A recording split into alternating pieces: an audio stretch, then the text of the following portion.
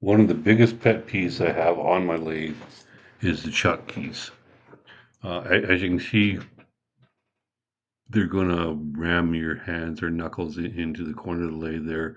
And also when the gearing is set to one, um, your hand and the key itself actually just keep getting banged into the gearing.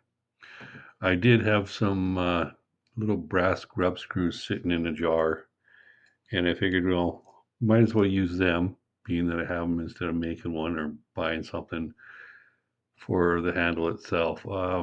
When I did take measurements on it, I found out that I believe it was like 26 teeth per inch on this thing and 3/8 by 55 degrees. Looking it up, it turned up to be a British brass thread on it. And a tap to actually do that British brass thread was around $30 compared to picking up another rub screw or making one for 20, 30 seconds. So if you ever want to break your countersink, this is the way to do it. Uh, Thing just shattered off inside of there. Luckily, they got full sets at one of our local stores in British Columbia uh, on sale right now. So I plan on buying 3 or 4 sets next week when I go into it. So after the counter sunk, of course, about 1/8 drill bit was put down there, then followed by the just under 3/8 for the grub screw to fit in there, and the pieces for that countersink actually came out really nice. So they weren't bound in there or anything. It just for some reason shattered in there just by touching the end up. After this, the next step was to actually just bring that piece out and just make sure it was cut down properly. As far as measuring here, my caliper, of course, is more than good enough for the accuracy on this, being there's a great big hole being drilled into it.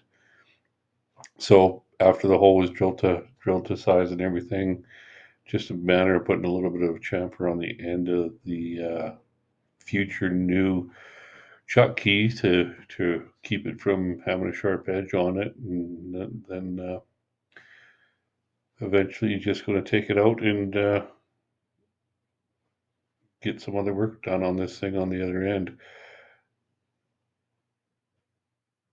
One thing I did find, and I used two different toolings on the lathe for this, but both of them, for some reason, put rather deep gouges into this piece of steel. Now it's only mild steel, so it's not the best steel to be working with. I believe it's 1081, but I shouldn't be getting the gouges I got in there. When I was done cutting the material on the lathe, I actually took a file and went over the whole thing with the file to take the deepest of the gouges, up to the surface. And after that, it was, 40 grit, 80 grit, 120 grit, 320, 400, wet sanded with emery cloth. And at the end, I got about 95, 96% of the gouges taken out, but there was still a couple nasty ones in there that if I would have kept filing that, they would have really made that bar thin. So on this side, it was tapered down a little bit for the actual key to get like the square side of the key to get cut in there, and the bit I got in there now is just put a little bit of a chamfer on the end of that. Then I'll come back and just take a bit of more material out so the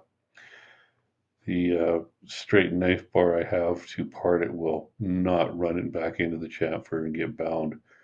But even the blade I got on in there now for some reason got bound a few times, and I think there's one, and you can see the everything moving, and start it back up, and no sooner than I put that thing back in, then it gets bound up again. And then after that, the next one is on the parting blade, and the parting blade even got bound up in there. So it was catching. There was a piece of metal in there that like a burr or something that was just catching it. Eventually, though, this did get parted off and over to the milling machine. So I put a couple of parallels down just so the the holder would not, you know, fall through the center there. And I have to say the holder I had to use on this was actually a hex and not a round one. Something I didn't even think about when I was, cutting on that bar and sanding it down. That I needed to make sure, it would fit a round holder. And you see right there where it's just touching on the flats on that hex bar. And of course, being from the last time I run the milling machine, it crashed a couple of times. I was going a little slow on this first cut, but come the time I went to the last cut, I was going a lot faster. In projects I'm working on now, I've come to realize where the issues were with the milling machine, and it's all working just great. With this, it actually does get yanked out here a little bit, and I do have to reset everything. And at the end of it, I did have to cut this end off. The weight on the backside was actually, even when I was tightening up, it was actually pulling it up a bit. So when I had all four sides done, there was a substantial taper on that, and it was just too loose for my liking in the chuck itself. So I cut it off and restarted and made the, the the end all over again. As soon as I was satisfied with the end on the other side again, you going in and drilling a hole for the handle, then going back and making it to size. After that, it's just a little chamfering on there just to take any burrs off, and then it's just a matter of making the handle to fit in there and making sure that grub screw is going to fit down on top and secure it. That's not the drill burning. That's actually oil I put on there burning. And if you ask any electrician, he says that's the electricity escaping from something. Because if you ever see that happening on a TV or a stereo component, afterwards it'll never work because electricity's all escaped. So after this, it it fit the handle fit good on it. And like I said, for as far as the grub screw goes, I was not going to spend $30 on a tap. This whole project isn't worth $30. So so I ended up just purchasing a different grub screw with threads on it that I actually had a tap for. On the handle here, I got it supported on the end there, and I'm just running across it really quick with the end mill in the center just to flatten out part of that.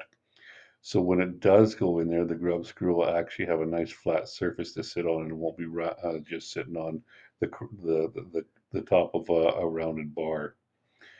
And it did work out really good when I assembled it. It's nice and solid and no play whatsoever, no slop in it, no movement, and it works quite well with that little bit taken out of it. All in all, that's about all that was really needed to do on this project. Um, the good part about it is that this new chuck key works just great.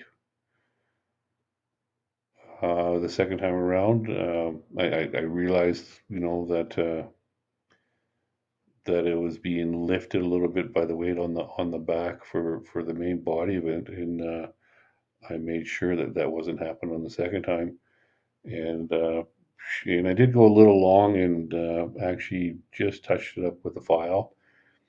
I was at this point going to either polish it and glue it or just polish it. And I did make the decision not to actually glue it. Maybe sometime down the road I'll be bluing it, but for now, just polishing it. And for those experienced with a lot of bluing, like this is something I've done for many years is polishing metal. And the shinier you can get your metal before you blue it, the shinier your bluing is going to be. Um, hold truths for anyone out there that's into rifles. There's some rifles out there that are beautifully just like glass with the blue and it's done by starting with a really nice surface, just like anything else.